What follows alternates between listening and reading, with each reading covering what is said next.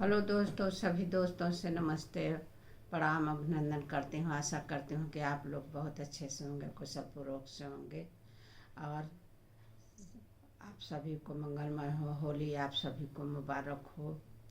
मैं गाना गाने जा रही हूँ, झूमर गीत। नून रोटी खा के, नून रोटी खा के भले जिंदगी बितावा। नून रोटी खा के भले जिंदगी बितावा। अपने न पढ़ला लेकिन बच्चवन को पढ़ावा। अपने न पढ़ला लेकिन बच्चवन को पढ़ावा। पढ़ लिख सीख जग में महान बा। पढ़ लिख सीख के जग में महान बा। पढ़ लिख बबुआ कलमिए में जान बा। पढ़ लिख बबुआ कलमिए में जान बा। नून रोटी खा के भले जिंदगी बितावा। नून रोटी खा के भले जिंदगी बितावा। अपने न पढ़ला बाकी बचवन के पढ़ावा। अपने न पढ़ला बाकी बचवन के पढ़ावा।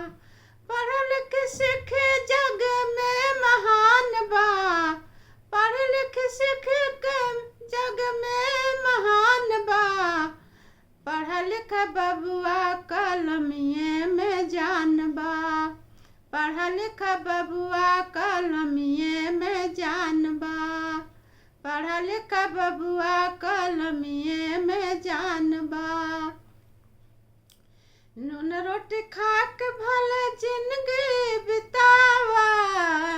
नून रोटी खा के भले जिंदगी बितावा।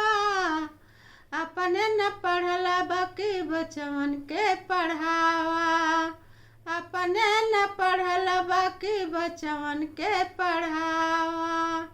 पढ़ लिख जग में, पढ़ लिख सीख के जग में महान बा।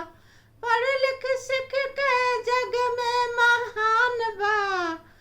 पढ़ लिख बबुआ कलमिए में जान बा। पढ़ लिख बबुआ कलमिए में जान बा। पढ़ लिख बबुआ कलमिए में जान बा। नून रोटी खा के भला जिंदगी बितावा।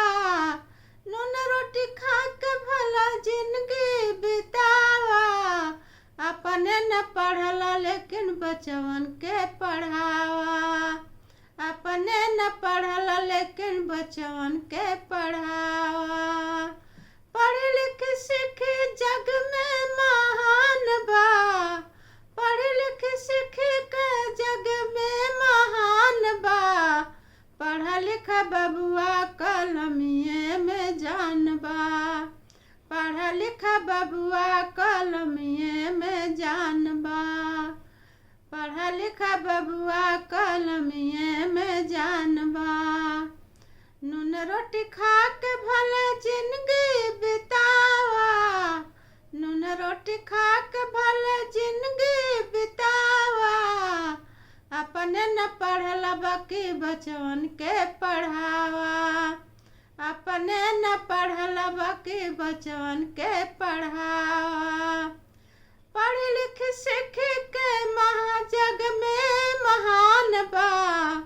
पढ़ लिख सीख के जग में महान बा।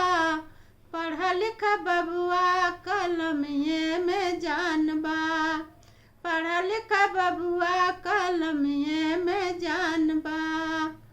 पढ़ लिख बबुआ कलमिए में जान बा।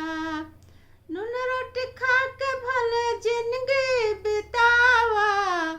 नून रोटी खा के भले जिंदगी बितावा।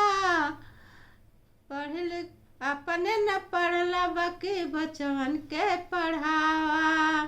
अपने न पढ़ला बाकी बचवन के पढ़ावा।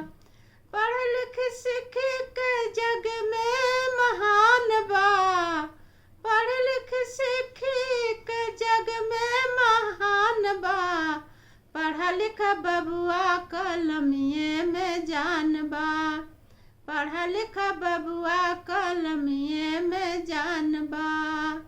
पढ़ा लिखा बबुआ कलमिए में जान बा। नून रोटी खा के भला जिंदगी बितावा। नून रोटी खा के भला जिंदगी बितावा। अपने न पढ़ला लेकिन बचवन के पढ़ावा। अपने न पढ़ला बाकी बचवन के पढ़ावा। पढ़ लिख सीखे जग में महान बा। पढ़ लिख सीखे के जग में महान बा।